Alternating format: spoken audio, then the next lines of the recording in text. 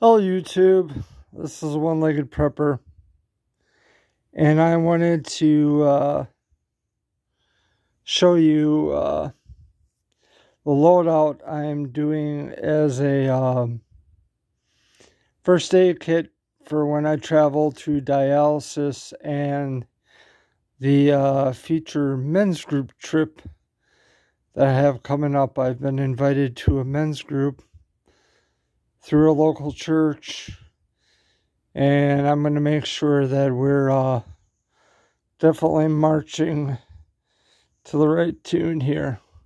First of all, in the upper corner, we got the Boo Boo kit, which has got gauze, tape, band-aids, all little boo-boo things that you need with just in case. Next to that, I have a nasal pharyngeal airway right here, and on the back, thanks to Refuge Medical, we have Surgilube. Never, ever install one of these in the nose without Surgilube. Never, ever. So that's just in case somebody's having a hard time breathing. Got more gauze and rubber gloves. And before I met Refuge Medical, I was trying to build my own medical kit. So I've got stuff to make kits. It's just a matter of bringing it all together. And up here we have an instant ice pack. And then we've got some N95 masks. And then over here in a kit I bought just because I have a Mylar quote-unquote tent enclosure, along with a burrito blanket next to that, along with two ponchos in case we need them. I have another survival blanket which came with the kit. Yeah, so I've got up to 3 survival blankets in this kit. Ace bandage just in case we need it. Burn gel just in case we need it. A red bag just in case we have any contaminants we need to get rid of. And then back over to the meat and gravy of this. I've got a fire kit here, including with twine, matches, and a lighter. And then Jay, I know this is a men's trip, but just in case we need it, there's always bleeding issues with the women from time to time, about 28 to 31 days. And if not, this can make one heck of a great fire starter. And then next to that, I have a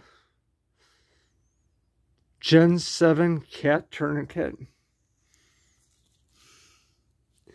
And it's a real genuine cat tourniquet. It says cat right there.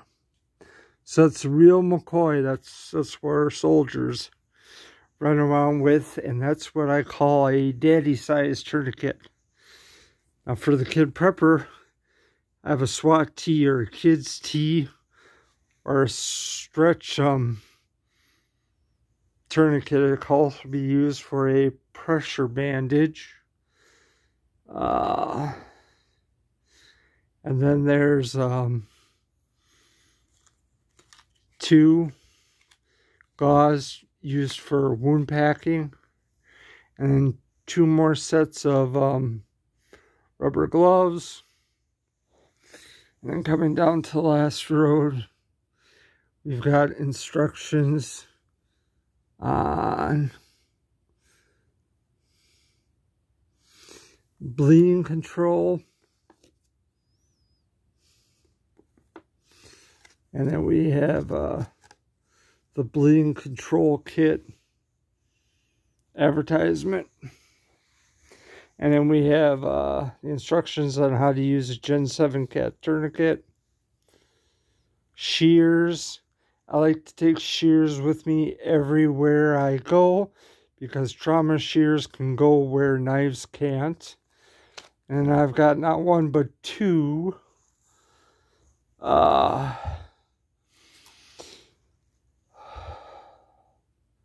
chest seals.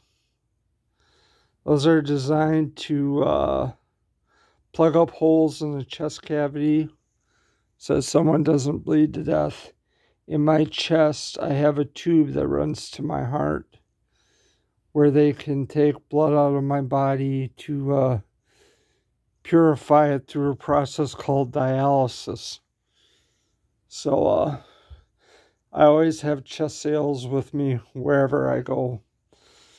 And then there's a Sharpie marker, just in case you need to draw or write something on somebody's forehead, like when you applied a tourniquet. And then, just in case of an emergency, it's one of those, I don't know why, but they're there. It's a light stick. I should really put in a small flashlight with this now that I'm thinking. I have to go into the other room and get one, but I should definitely put in a small flashlight with this. So this is what I'm going to be taking with me to the men's retreat, along with a blanket and a pillow. And then some headphones, just in case I need to be rocking it out while I'm in somebody's life. And then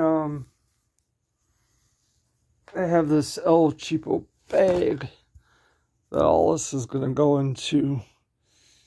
I need to get something better from Refuge Medical, but this is going to be my men's retreat emergency bag, and the nasal airway, the shears, the chest seals, the marker, the gloves, the wound packing material, the 2 tourniquets, and all that are from Refuge Medical, including the burrito blanket.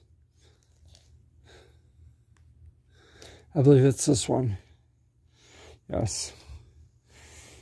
So I highly recommend you getting your stuff from Refuge Medical.